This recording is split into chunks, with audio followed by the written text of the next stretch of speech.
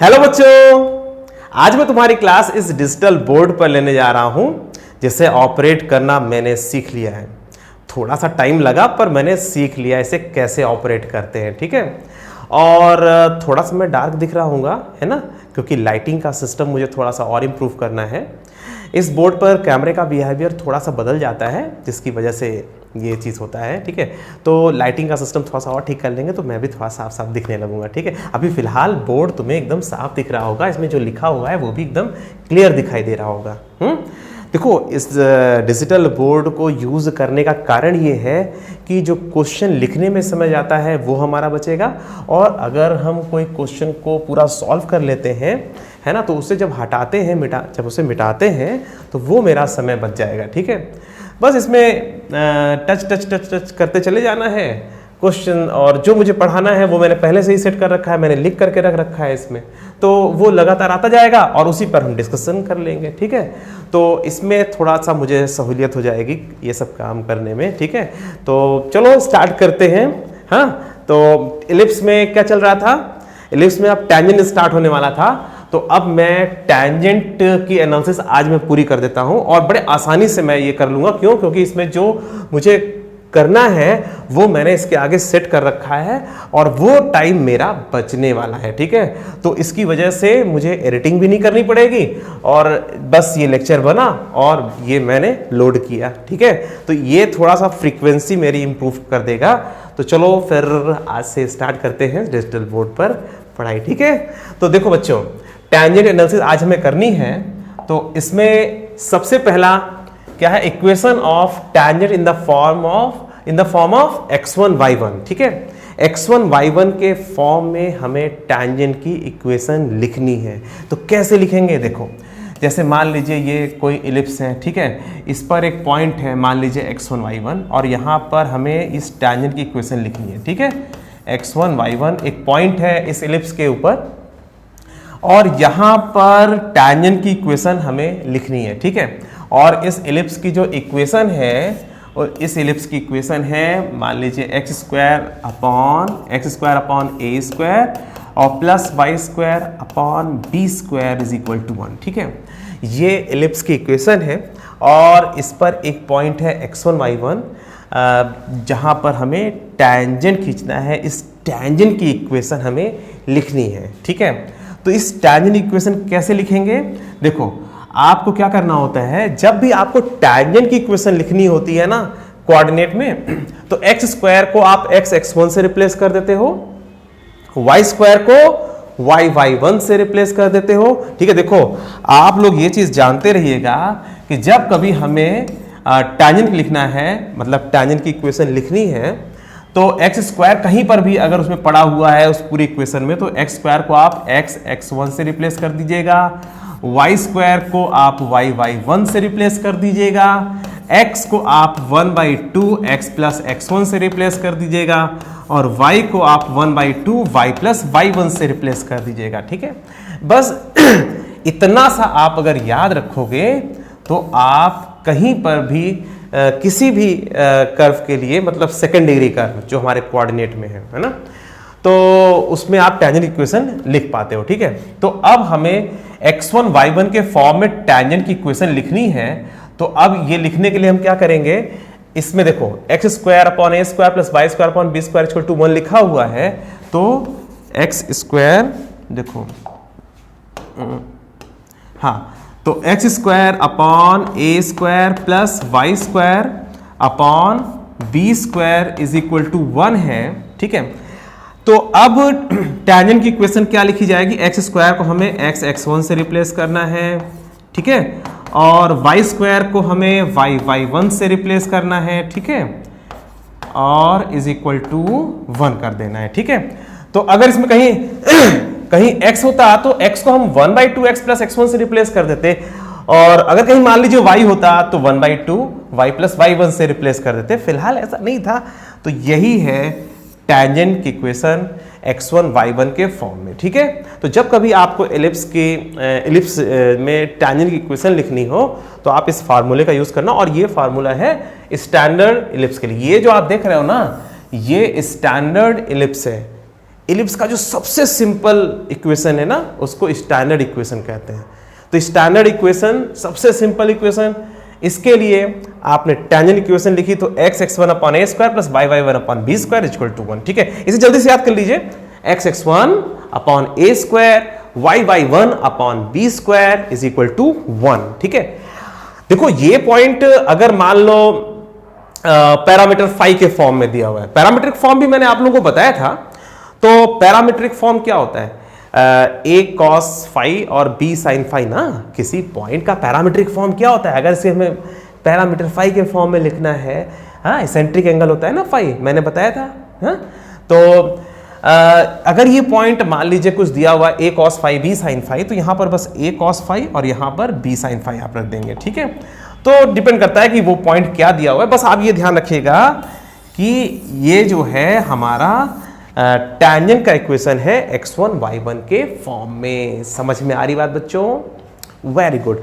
चलो अब जो मैं बता रहा हूं ना कि अगर मान लो ये जो पॉइंट है पैरामीटर फाई के फॉर्म में दिया हुआ है, तब कैसे करेंगे?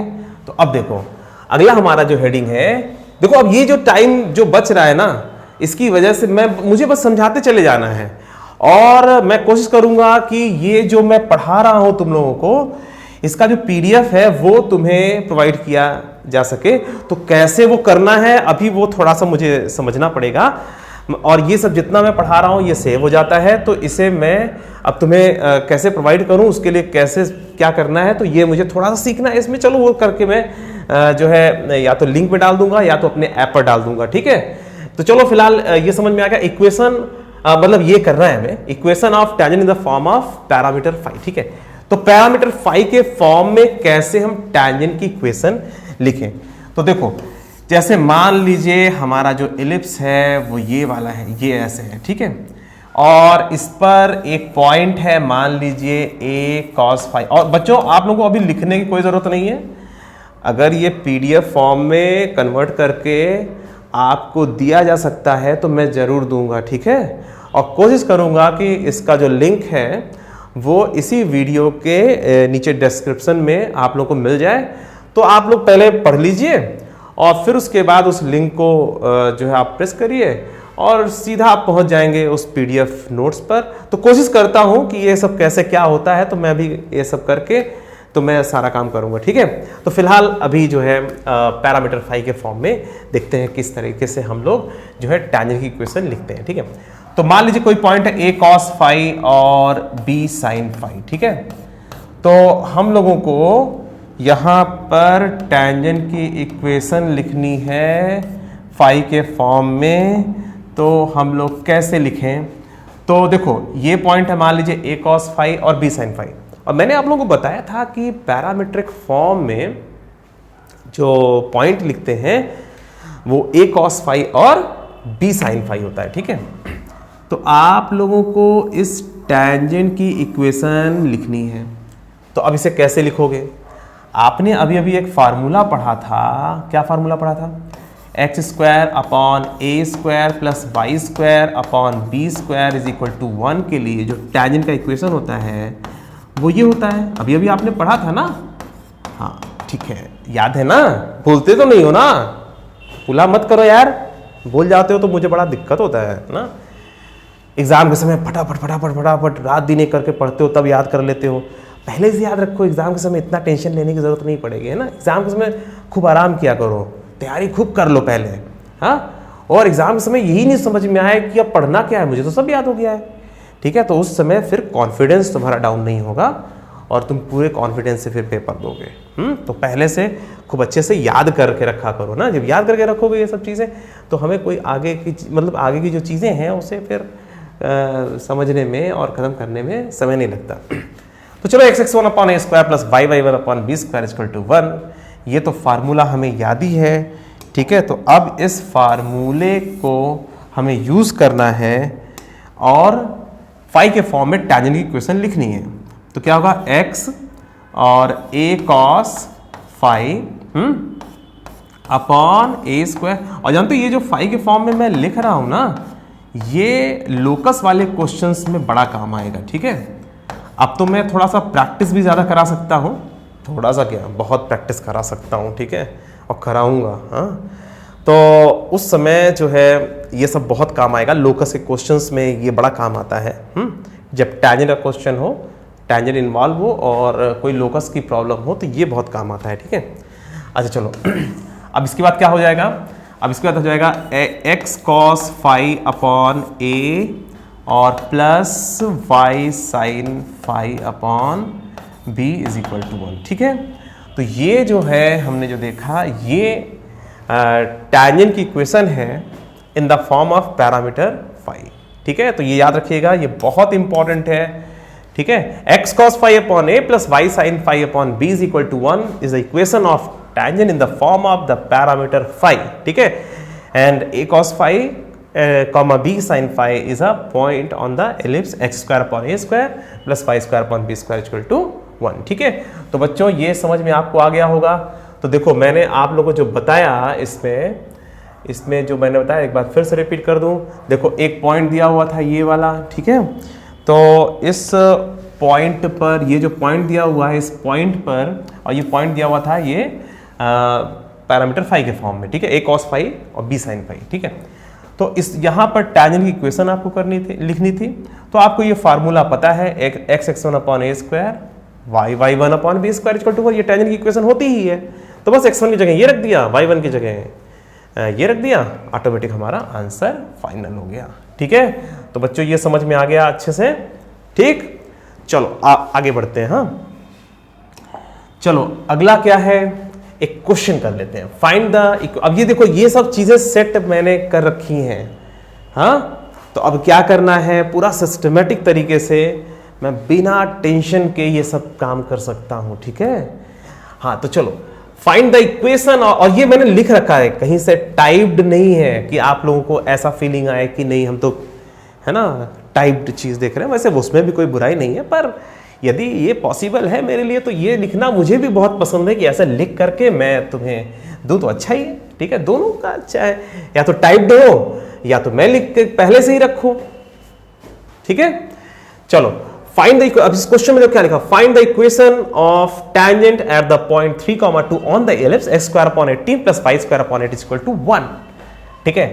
अब चलो इसको सॉल्व कैसे करोगे, बोलो जल्दी से, इसको सॉल्व कैसे करोगे। Find the equation of tangent at the point 3,2 on the ellipse this. तो इसको सॉल्व कैसे करेंगे, बहुत आसान तरीके से करेंगे। इसका फार्मूला में पता है, फार्मूला बेस्ड क्वेश्चन है, कोई दम नहीं है इस क्वेश्चन में, तुरंत आंसर आ जाएगा, ठीक है। इसमें कुछ नहीं है। देखो हमें पता है x x1 upon 18 plus y1 upon 8 is equal to 1, ये आंसर होना चाहिए। मतलब इस फार्मूले का यूज करेंगे यार। अब बस इसको आप इसमें यूज कर देना, ठीक है। तो अब हम लोग यूज करेंगे तो क्या आएगा, x into 3 upon 18 plus y into 2 upon 8 is equal to 1, ठीक है। तो ये हमारा आंसर हो जाएगा। मतलब अब इसको थोड़ा सा और ठीक कर दे, तो x upon 6 plus y upon 4 is equal to 1। समझ में आ रही बात। और थोड़ा सा इसको और आगे बढ़ा दोगे तो कितना जाएगा, 4x plus 6y is equal to 24, और यह जाएगा 2x plus 3y is equal to 12, ठीक है। तो ये हमारा आंसर फाइनल हो गया, ठीक है। तो हमने जो है टैंजेंट की इक्वेशन 3,2 पर निकाल ली। अब इसे आप लोग अच्छी तरह देख लीजिए। हमें 3,2 पर इस एलिप्स में टैंजेंट की इक्वेशन लिखनी थी, हमने तुरंत इस फार्मूले का यूज़ किया। इस फार्मूले में जब हमने x1 y1 रखा तो तुरंत ये मिला, ठीक है। एलसीएम ले करके थोड़ा सा और इजी कर दिया, काम हो गया, ठीक है।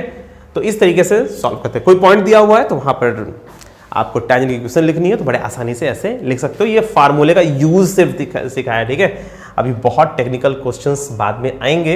अभी फिलहाल इस पॉइंट पर टैंजेंट की इक्वेशन हमने लिखी, ठीक है। चलो आगे बढ़ते हैं। अब देखो क्या है अगला पॉइंट, क्या है जो हमें समझना है, और ये बड़ा इंपॉर्टेंट है, कंडीशन ऑफ टेंजेंसी, ठीक है। तो एलिप्स में कंडीशन ऑफ टेंजेंसी कैसे सॉल्व करते हैं, थोड़ा सा इसे हमें सीखना है, क्या करना है। अब फाइंडिंग द, क्या लिखा हुआ है, finding the condition such that y बराबर एम एक्स प्लस सी में touch the ellipse x square upon a square plus y square upon b square, ठीक है। इसे ये जो लाइन है टच करे। अब देखो जरा टच करा दें इसको। देखो मान लो ये जो है एलिप्स ऐसे है, ठीक है, ये रहा एलिप्स, हाँ, और y बराबर एम एक्स प्लस सी इसे टच करे तो y बराबर एम एक्स प्लस सी से टच करे, ठीक है, हाँ, ये इस तरीके से है, ठीक है। तो अब ये टच करे तो y बराबर एम एक्स प्लस सी इसको टच करे, ठीक है, तो y बराबर एम एक्स प्लस सी और ये है ellipse x square upon a square plus y square upon b square is equal to 1, ठीक है। तो इसे टच करना है, इस एलिप्स को टच करना है, तो हम लोग क्या करें, अभी मैं बताता हूँ तुम लोग को। हम लोग क्या करना चाहिए, ये y square upon b square is equal to 1, ठीक है, क्लियर है ना। तो ये लाइन इस एलिप्स को टच करे तो हमें क्या करना चाहिए, क्या कंडीशन लगानी चाहिए बताओ।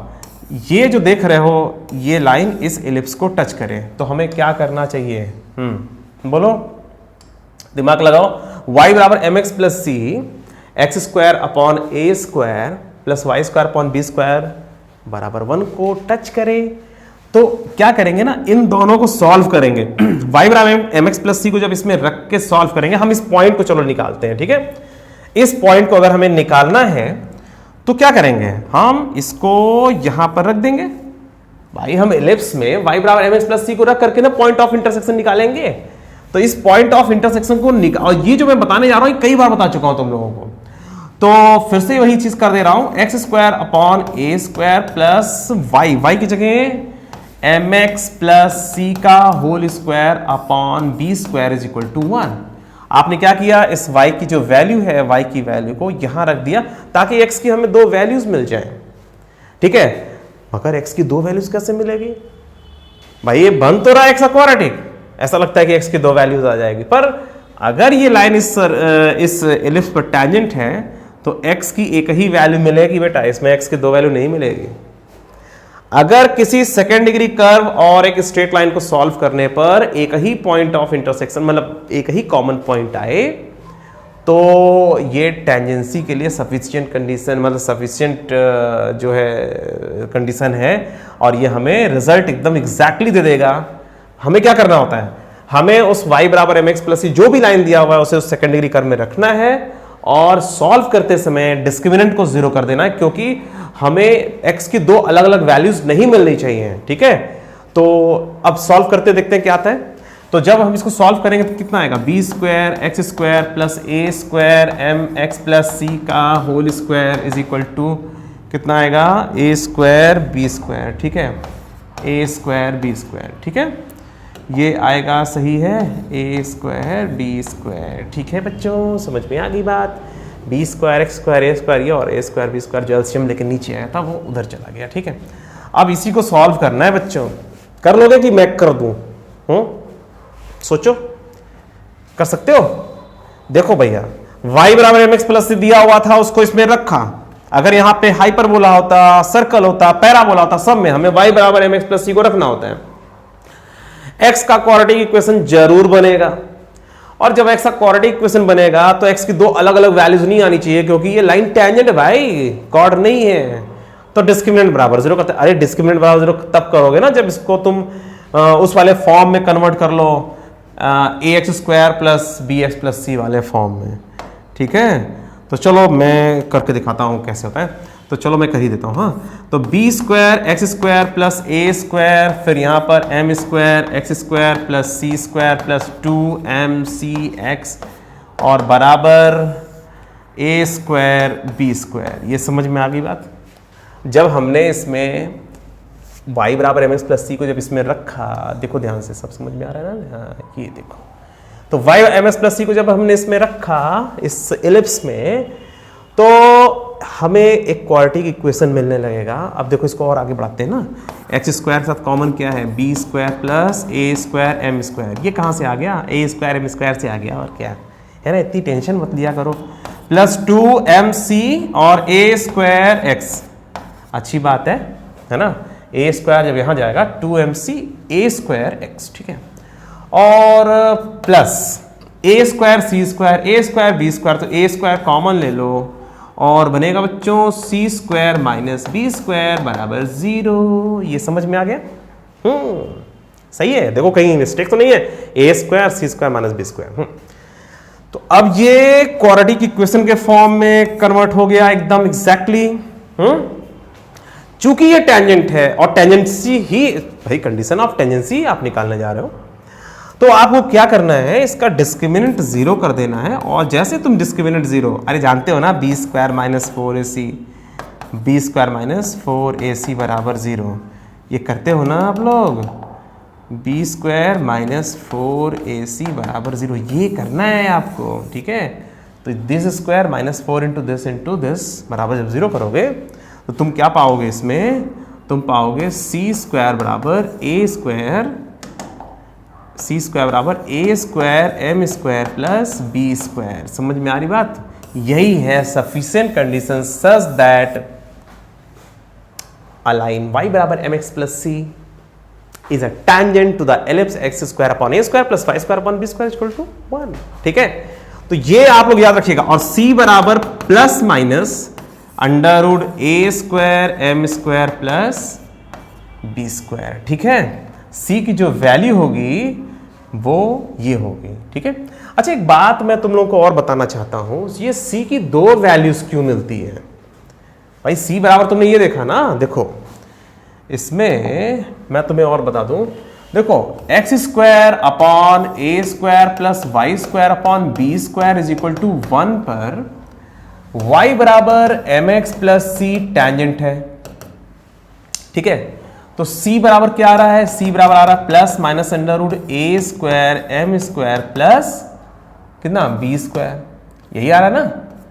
चलिए, तो ये जो c की दो वैल्यूज आ रही, क्यों आ रही हैं, इसके लिए मैं आपको बताता हूं। देखो जैसे हमारे पास ये इलिप्स है, ठीक है, हाँ, और मान लीजिए ये जो लाइन है ये इस पर टेंजेंट है। ठीक है, हाँ, मान लीजिए ये है y is equal to m x और plus under root a square m square plus b square. ठीक है, तो एक और लाइन एग्जिस्ट करेगी जो इसी के पैरेलल है। ठीक है, और ये यहां पर होगी। ठीक है, और इस लाइन की इक्वेशन है y बराबर m x minus under root a square m square minus b square, sorry b plus b square. ठीक है, तो अगर आप c की वैल्यू निकाल रहे हो ना, तो c की आपको जो है दो वैल्यूज मिलती है, क्योंकि एक ही स्लोप के लिए दो टैंजेंट एग्जिस्ट करेंगे। मतलब दो टैंजेंट्स जो पैरेलल हैं वो इस एलिप्स पर जो है, ये दोनों टैंजेंट्स आपस में पैरेलल हैं, इस एलिप्स पर टैंजेंट है। एक के लिए जो c की वैल्यू है वो पॉजिटिव है और दूसरे के लिए c की वैल्यू नेगेटिव है। ठीक है, तो इसको थोड़ा सा मैं इस तरीके से समझा दूं। देखो ये क्या है, ये c की वैल्यू है जो कि प्लस में है, और ये क्या है, c की वैल्यू है जो माइनस में है। तो अगर y बराबर एम एक्स प्लस सी है और ये जो m देख रहे हो ना, ये नहीं चेंज हो रहा है, सिर्फ c की वैल्यू आपको चेंज करनी है, तो c की दो वैल्यूज आएंगी। c की एक वैल्यूज के लिए एक साइड में वो टेंजेंट है और c की दूसरी वैल्यू के लिए दूसरे साइड में टेंजेंट है। ठीक है, तो अगर एक जैसे अब ये है, देखो अब इसमें मान लो ऐसे कह दिया जाए कि जो है ये एक एलिप्स है, और 2 स्लोप का टेंजेंट आपको इसमें ड्रॉ करना है। स्लोप कितना है? 2। ठीक है, m बराबर 2। तो एक टेंजेंट तो ऐसा होगा भाई, इसका स्लोप 2 है, और एक टेंजेंट और होगा जो इस तरीके से होगा। ठीक है, हाँ, तो भाई जाहिर सी बात है y बराबर 2x प्लस सी दिया रहेगा। ठीक है, तो y बराबर 2x प्लस सी किसी एलिप्स पर टेंजेंट है, स्लोप 2 है, स्लोप का 2 होना श्योर है, तो c की दो वैल्यूज आएंगी, एक ये और एक ये। समझ में आ रही बात बच्चों? तो c की, और c क्या होता है? y इंटरसेप्ट होता है ना, x बराबर 0 रखो तो y की वैल्यू c आती है। ठीक है, तो c की दो वैल्यूज मिलती है। c की दो वैल्यूज क्यों मिलती है? क्योंकि एक ही स्लोप का दो टैंजेंट एग्जिस्ट करता है। ठीक है, ये याद रखिएगा आप लोग। ठीक, तो तो चलो इतना समझ में आ गया। तो चलो अब इसको थोड़ा सा एक साथ देख लिया जाए क्या हमने किया है इसमें। ठीक है, देखो ये इलिप्स था, ये टैंजेंट है ना, y बराबर mx प्लस सी टैंजेंट है, तो c की वैल्यू ये होती है ना। और ये हमने डायग्राम से समझ लिया किस तरीके से, है ना, कि दो लाइनें जो पैरेलल हैं और वो टैंजेंट ऐसे हो सकती हैं, या स्लोप अगर फिक्स दिया हुआ है तो एक ही स्लोप को लेकर के दो टैंजेंट एग्जिस्ट करते हैं। और इसके पहले मैंने तुम लोगों को क्या बताया था, इसके पहले मैंने आपको बताया था किस तरीके से आप c की वैल्यू निकालते हो। सीधा सीधा y की वैल्यू को आप इस इलिप्स में रख देते हो और डिस्क्रिमिनेंट बराबर 0 कर देते हो। और यही काम तुम सारे चैप्टर में कर सकते हो, पैराबोला में भी कर सकते हो, हाइपरबोला में भी कर सकते हो, सर्कल में भी कर सकते हो। सर्कल में एक और चीज़ होता है, सेंटर से परपेंडिकुलर डिस्टेंस जो है वो रेडियस के बराबर कर देते हैं। परपेंडिकुलर डिस्टेंस अगर रेडियस के बराबर है तो जो लाइन है वो टेंजेंट हो जाता है। और ये काम भी कर सकते हो तुम, ये काम जो मैंने इस समय किया ये काम तुम कहीं पे भी कर सकते हो। आप y की वैल्यू mx प्लस सी रखना और एक क्वाड्रेटिक इक्वेशन इस टाइप से जनरेट हो जाएगा और डिस्क्रिमिनेंट बराबर 0 कर देना, ऑटोमेटिक कंडीशन आपको सफिशिएंट कंडीशन मिल जाएगी। ठीक है, तो चलिए ये समझ में आ गया होगा आपको। अब इसके आगे बढ़ते हैं। ठीक है, चलो अब एक क्वेश्चन सॉल्व कर लेते हैं हम लोग। हाँ, क्वेश्चन पढ़िए, फाइंड द वैल्यू ऑफ, पढ़ो थोड़ा सा, अपनी मजा, नोट नहीं करना पड़ रहा है, ठीक है ना, मगर थोड़ा सा आप इसको पढ़ो। फाइंड, पढ़ लिया, very good. Find the value of c such that y बराबर 3x plus c is a tangent to the ellipse x square upon 4 plus y square upon 1 is equal to 1। ठीक है, इस इलिप्स पर वो line tangent, तो c की value बताओ। तो c की वैल्यू में कोई टेंशन नहीं है, c स्क्वायर बराबर a square m square plus b square होता है। बस यहाँ पे c स्क्वायर बराबर a स्क्वायर ढूंढो 4, अरे a स्क्वायर ही तो है ना, m स्क्वायर 3 स्क्वायर मतलब 9 और b स्क्वायर की वैल्यू 1। ठीक है, बस ये हो गया। और ये कितना हो गया, ये आ गया हमारा 37। ठीक है, c स्क्वायर की वैल्यू 37, तो c बराबर प्लस माइनस अंडर रूट 37। ठीक है, और अगर हम इसका डायग्राम बनाना चाहें तो बड़े आसानी से इसको बना के देख सकते हैं। एक है लाइन y बराबर 3x प्लस अंडर रूट 37। ठीक है, और एक लाइन है यहाँ पर। ठीक है, ये चलो, हाँ, तो y बराबर, हाँ ये, तो ये y बराबर 3x माइनस अंडर रूट 37। ठीक है, तो अगर आपके पास जो है, मतलब आपको स्लोप दे दिया गया है y बराबर 3x प्लस सी, स्लोप फिक्स कर दिया गया है, तो c की दो वैल्यूज एग्जिस्ट करेगी और डायग्राम इस तरीके से होगा। और यहाँ पर बच्चों एक बात ध्यान रखना, ठीक है, एक का c पॉजिटिव है और एक का c नेगेटिव है। ठीक है, ठीक है, यहाँ पर x की वैल्यू 0 रखोगे, y की वैल्यू कितनी आएगी, रूट 37। यहाँ पर x की वैल्यू 0 रखोगे तो कितना आएगा, y की वैल्यू माइनस रूट 37। ठीक है, समझ में आ गया। तो चलो आगे बढ़े। देखो अब इसे मिटाने का समय मेरा बच गया ना, बस मुझे क्या करना है, ये करना है। देखो हो गया। अब क्या लिखा है, tangent in the form of slope m। अब तुमसे कभी कोई पूछ दे, भाई x1 y1 के फॉर्म में तुमने टैंजेंट लिख लिया, फाई के फॉर्म में लिख लिया, x1 y1 के फॉर्म में क्या लिखा था, मैं पूछ रहा हूँ, बताओ। x1 upon a square plus y square upon b, y1 upon b square equal to 1, x1 upon a square plus y1 upon b square equal to 1। ये x1 y1 के फॉर्म में, फाई के फॉर्म में x cos phi upon a plus y sin phi upon b is equal to 1। ठीक है, और slope m के form में बोलो, तो स्लोप के फॉर्म में टैंजेंट का इक्वेशन ऐसे लिखा जाता है, क्या लिखा जाता है, ये लिखा जाता है y इज इक्वल टू, इसको आप रख लीजिए पहले, mx plus minus under root a square m square plus b square. अब मुझे बताने की जरूरत नहीं महसूस होनी चाहिए ये कैसे है। अरे c की वैल्यू यही तो आई थी, अभी कंडीशन ऑफ टेंजेंसी देखा था ना, a square m square plus b square, यही तो था, बस वही रख दिया यहाँ पे। ठीक है, तो अब आपको समझ में आ गया है कि किस तरीके से m के फॉर्म में, जब कभी आपको टैंजेंट को लिखना हो, ठीक है। देखो ये काम कब आता है, हाँ सबसे इंपॉर्टेंट बात तो ये मैंने तुम्हें बता नहीं भूल गया।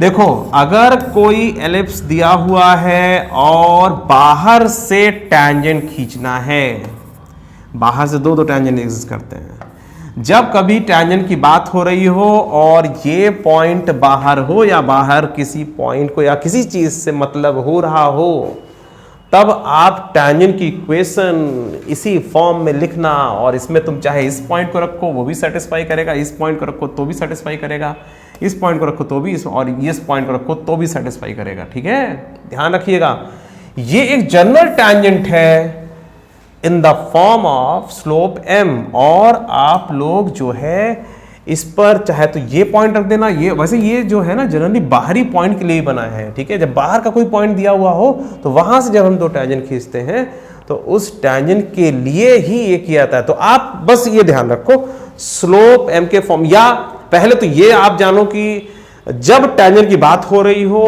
और जो एनालिसिस है वो इलिप्स के बाहर से कुछ हो रही हो, जैसे बाहरी कोई पॉइंट दिया हुआ है ना, या जो है कुछ भी है ना, फिलहाल तो पॉइंट ही दिया हुआ है, तो आप लोग जो है इस फॉर्म में लिख करके और उस पॉइंट को सेटिस्फाई करा दिया करो।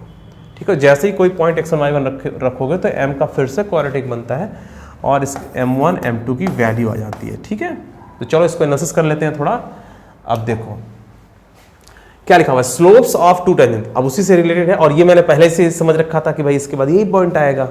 ठीक है, तो अब तुरंत यही करना है, slopes of two tangents, slopes of two tangents which can be drawn from, ये बहुत इंपॉर्टेंट है बेटा, वेरी वेरी इंपॉर्टेंट, याद रखिएगा।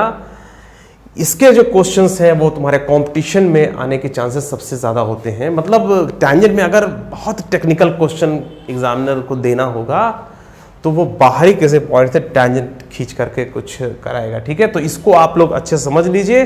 तो कभी भी किसी पॉइंट, मतलब कोई बाहरी पॉइंट दिया हुआ है और आपको टैंजेंट निकालने के लिए कहा जा रहा है या कुछ और एनालिसिस को आगे बढ़ाया जा रहा है ना, तो आपको ये काम तो करना ही पड़ेगा जो इसमें करने जा रहे हैं। तो चलो इसको जल्दी समझ लेते हैं, फटाफट जल्दी समझ लेते हैं। Slopes of two tangents which can be drawn from an outer point x1 y1 on the ellipse x square upon a square plus y square upon b square is equal to 1। ठीक है, अब चलो ये काम कैसे करना है। देखो हमारे पास एक प्यारा सा एलिप्स ये है, ठीक है, और बाहरी किसी पॉइंट से हमें, जैसे मान लीजिए हमने ये पॉइंट ले लिया, ठीक है, इस पॉइंट से हमें दो टैंजेंट खींचने हैं। ठीक है, ये पॉइंट है मान लीजिए x1, y1। ठीक है, तो ये आउटर पॉइंट है x1 y1, यहां से दो टैंजेंट खींचने हैं। तो भाई ये दोनों टैंजेंट का जब स्लोप आपको पता होगा तभी आप ये काम कर पाओगे। तो आप तुरंत एक काम करो, y बराबर mx plus minus under root a square m square m square plus b square. ठीक है, सबसे पहला काम ये, अगर कोई पॉइंट बाहर दिया हुआ और टैंजेंट की बात हो रही है तो यही काम करना, और हर चैप्टर में यही काम करना, सर्कल में भी यही करना। वहाँ पे c की वैल्यू बदल जाएगी, सर्कल में कुछ और होती है, पैराबोला में कुछ और होती है, हाइपरबोला में भी कुछ और होती है, एलिप्स में ये है। ठीक है, तो सबसे पहले आप स्लोप के फॉर्म में टैंजेंट की इक्वेशन लिखो और सीधा सीधा इस पॉइंट को सेटिस्फाई करा दो।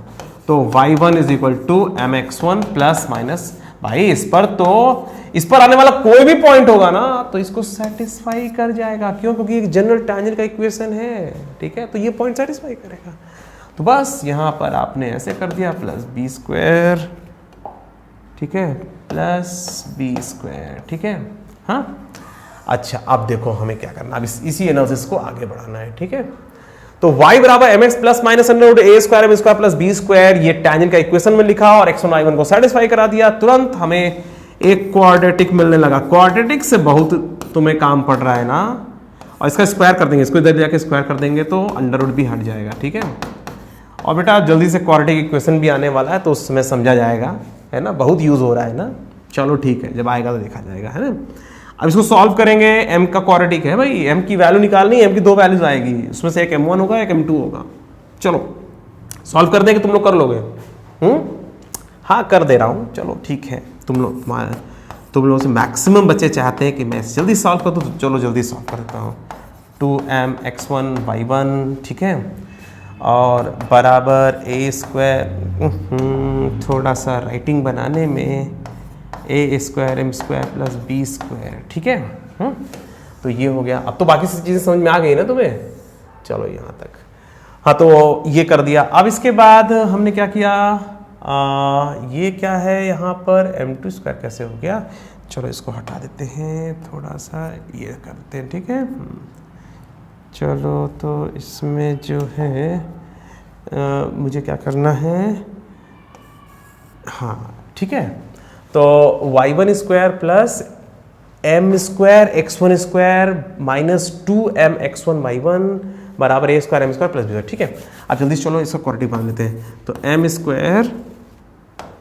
स्क्वायर x1 स्क्वायर, और यहाँ से भी तो a स्क्वायर है, तो एक काम कर लेते हैं, यहाँ पर यहाँ एम स्क्वायर, इन दोनों को मैं मिला रहा हूँ, ठीक है। एम स्क्वायर के साथ क्या आएगा, x1 square minus a square और माइनस 2m x1 y1, और ये भी आ गया, ठीक है, ये दोनों हो गए, और y1 square plus y1 square minus b square,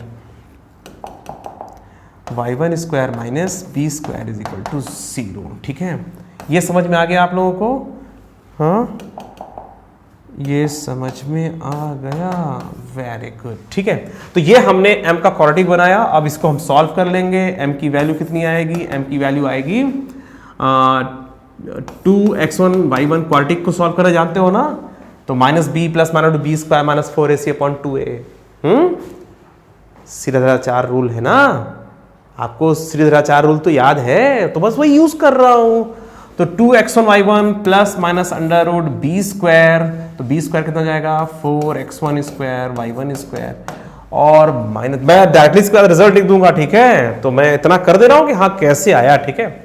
तो b square minus 4 into x1 square minus a square. कुछ बच्चों को सब कुछ डायरेक्ट चाहिए कि सर आप सब कुछ डायरेक्ट लिख दो, है ना, कुछ करना ना पड़े, है ना।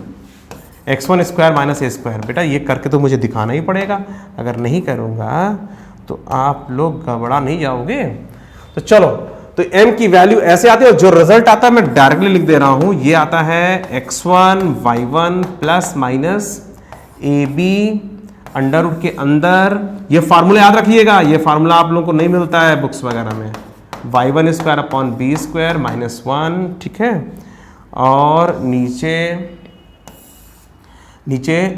x1 square minus a square. तो इस फार्मूले को जल्दी से आप याद कर लो, पूछूंगा तो बताना, ठीक है। इस फार्मूले को पहले याद करो। m की दो वैल्यूज हमें मिल जाती हैं, कैसे मिल जाती है, यहां पर m की जो दो वैल्यूज मिल रही है हमें, वो इस फार्मूले से मिलती है। इस फार्मूले को अब आप लोग याद रखोगे, ठीक है। x1 y1 आगे होता है प्लस माइनस ab और under root x1 square upon a square plus y1 square upon b square minus 1, ठीक है। और नीचे यही होता है, यार इतना याद ही तो करना है, जल्दी से याद कर लो। सुनाओ, चलो सुनाओ, बिना देखे बताओ। चलो मैं आगे खड़ा हो जा रहा हूं, बताओ। m बराबर x1 y1 plus minus ab under root x1 square upon, बोल नहीं रहे कुछ बच्चे बोल रहे हैं, पर कुछ बच्चे चुप बैठे हुए हैं। अंडर रूट के अंदर क्या है, x1 square upon a square plus y1 square upon b square minus 1 upon नीचे x1 square minus a square. चलो ठीक है। तो m की दो वैल्यू जब मिल जाएंगी तो बड़े आसानी से आप लोग, हम लोग क्या सीख रहे थे इसमें कि x1 y1 के फॉर्म में हम लोग कैसे मतलब ये x1 y1 बाहर एक पॉइंट दिया हुआ है, तो हम कैसे दोनों टैंजेंट की इक्वेशन लिखें। तो देखो, अब जो फार्मूला डेवलप हुआ है उसमें से एक m1 ये है और ये m2 है, चाहे तो इसको m1 कर लो चाहे इसको m2 कर लो, कोई एक m1, मतलब इसका स्लोप m1 है, इसका स्लोप m2 है, ठीक है। ये पॉइंट पता है, देखो हमारे पास क्या क्या हो गया, ये पॉइंट पता है और आपने दोनों अलग अलग स्लोप्स निकाल लिए।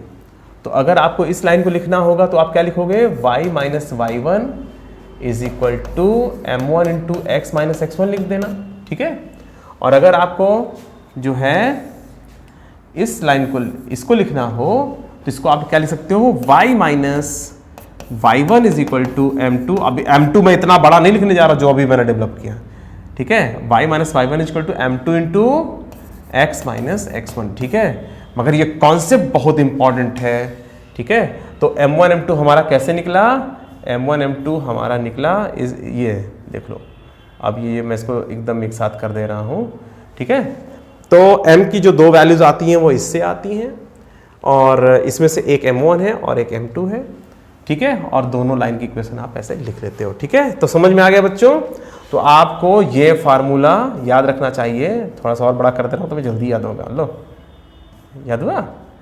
Very good, very good. चलो इसे याद कर लो। हाँ, इतना बड़ा बड़ा दिख रहा है तुम्हें, याद हो गया होगा, है ना? याद हो जाएगा। हाँ, चलो आगे बढ़े। चलो अब आगे बढ़ते हैं, पेयर ऑफ टेंजेंट्स की बात कर लेते हैं थोड़ा सी। थोड़ा सा पेयर ऑफ टेंजेंट क्या होता है? पेयर ऑफ स्ट्रेट लाइन पढ़ाया था ना मैंने तुम लोग को। हाँ, भूल गए? पढ़े ही नहीं?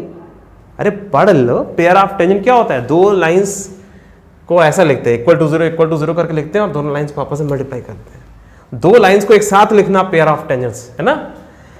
तो पेयर ऑफ टेंजेंट क्या होता है? दो लाइन को एक साथ लिखना होता है इसमें। ठीक है, तो चलो इसमें मैं बना देता हूं। हमारे पास मान लो ये एलिप्स है। ठीक है, चलो ये एलिप्स है और हमारे पास ये पॉइंट बाहर कोई x1 y1 दिया हुआ है। ठीक है, यहाँ पर टच कर रहे हैं। ठीक है, तो ये x1 y1 है। ठीक है, ये P है, ये मान लीजिए Q है और मान लीजिए ये R है। तो PQ और PR जो स्ट्रेट लाइंस हम निकाल रहे थे, उन दोनों को मिला करके एक पेयर ऑफ टेंजेंट डेवलप करना है। तो इसके लिए आप क्या करते हो? SS1 बराबर टी स्क्वायर फार्मूला लगाते हो और S की वैल्यू क्या होती है? x square upon a square. याद करो, मैंने इसको बता रखा है। जब भी कैपिटल S कहा जाए एलिप्स में तो उसका मतलब ये होता है। S1 का मतलब होता है x1 square upon a square plus y1 square upon b square minus 1। ठीक है, और इक्वल टू t क्या होता है? t टेंजेंट के लिए भाई टेंजेंट वाला जो एक्सप्रेशन होता है, x1 upon a square plus y1 upon b square. चलो भाई इधर चलो, क्या हो गया? हाँ चलो ठीक है। थोड़ा सा नाटक करता है ना ये, क्योंकि अभी स्टार्टिंग है। अब ये थोड़ा सा नाटक करता रहेगा, मगर हम भी इससे बड़े नाटककार हैं। चलो ठीक है, फिलहाल SS1 बराबर टी स्क्वायर। ये जब कभी भी आपको पेयर ऑफ टेंजेंट लिखना हो तो पेयर ऑफ टेंजेंट्स लिखने के लिए आप लोग इस फार्मूले का यूज करोगे, SS1 बराबर टी स्क्वायर। ठीक है बच्चों, समझ में आ गया? वेरी गुड, बहुत बढ़िया आप लोगों ने समझा। तो चलो जल्दी से हम लोगों ने जो पढ़ा है उसे हम लोग रिवाइज कर लेते हैं। तो ये जो तरीका है मतलब इस बोर्ड पर पढ़ाने का, उसका फ़ायदा ये भी है कि जो हमने पढ़ाया है वो सेव हो जाता है और इसको आप लोग जब मैं आपको प्रोवाइड करूँगा, कैसे प्रोवाइड करूँगा अभी मैं देखता हूँ। ठीक है, तो मैंने यहाँ से स्टार्ट किया था। तो पहले मैंने क्या समझाया आपको? पहले मैंने समझाया था x1 y1 के फॉर्म में टेंजेंट इक्वेशन कैसे लिखते हैं। ठीक है, तो याद आ गया होगा, रिवाइज हो गया है ना। अब इसके आगे मैंने फिर बताया कि पैरामीट्रिक फॉर्म में अगर पॉइंट दिया हुआ हो तो टेंजेंट की इक्वेशन हम कैसे लिखते हैं, और इसका क्वेश्चन आने वाला है लोकस में। ठीक है, मतलब जो लोकस की प्रॉब्लम हो और टेंजेंट की बात हो रही हो तो फिर ये ठीक है वो आएगा। ठीक है, जब क्वेश्चन कराएंगे तो मैं इस इक्वेशन का यूज़ करके मैं कराऊंगा। ठीक है क्वेश्चन। हाँ, तो चलिए इस इक्वेशन का बाद में यूज देखेंगे। अभी फिलहाल आप लोग याद रखिएगा। ठीक है, x cos phi upon a plus y sin phi upon b is equal to 1। ठीक है, लोकस के लिए स्पेशली, है ना। और इसके बाद मैंने आप लोगों को जो पढ़ाया वो क्या था? वो ये था। और जो मैंने इसके पहले जो बताया था, जब आप लोगों को नोट्स मिलेगा तो ये सब हेडिंग वेडिंग सब लिखी हुई मिलेगी, टेंशन मत लेना। ठीक है, चलो इसके आगे देखते हैं। इसके आगे मैंने आप लोगों को पढ़ाया, मतलब एक क्वेश्चन मैंने दिया था सॉल्व करने के लिए, find the equation of the tangent at the point this. याद है क्वेश्चन? नहीं दिख रहा है? लो अब देखो ना, यही क्वेश्चन था ना। ठीक है, तो एक पॉइंट दिया हुआ है और उस पॉइंट पर आपको टेंजेंट की इक्वेशन लिखनी थी। चलो ये हो गया था। इसके बाद अब आप लोग क्या कर रहे थे? इसके बाद हम लोगों ने कंडीशन ऑफ टेंजेंसी सॉल्व किया था। तो कंडीशन ऑफ टेंजेंसी के लिए याद करो, इतनी बड़ी बड़ी हेडिंग दिख रही है, समझ में नहीं आ रहा है क्या तुम लोगों को? देखो, हाँ, find the conditions of that. कुछ बच्चे कहते सर हमें दिखता नहीं। लो देखो, इतना कितना बड़ा देखोगे? जितना बड़ा कह दो उतना बड़ा देख लो। ठीक है, तो इस पर ये टेंजेंट है तो इसको हमने इस पर रखा, सॉल्व किया।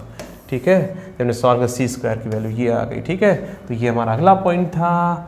और इसके बाद मैंने तुम लोग क्या पढ़ाया था? इसके बाद मैंने क्या पढ़ाया था? कुछ हेडिंग वेडिंग है? नहीं है इसमें। X square upon a square plus y square upon b square equal to 1 और y by m x plus c. अगर टेंजेंट है तो सी की वैल्यू ये है।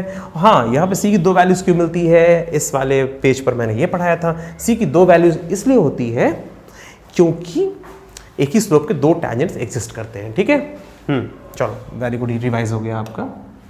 इसके बाद मैंने आपको बताया था कि जो है find the value of c such that this is, एक एग्जांपल लिया था सिंपल सा, ठीक है। हाँ, तो बस वही फार्मूला यूज़ करना सिखाया था और डायग्राम बना के आपको चेक करा दिया था, ठीक है।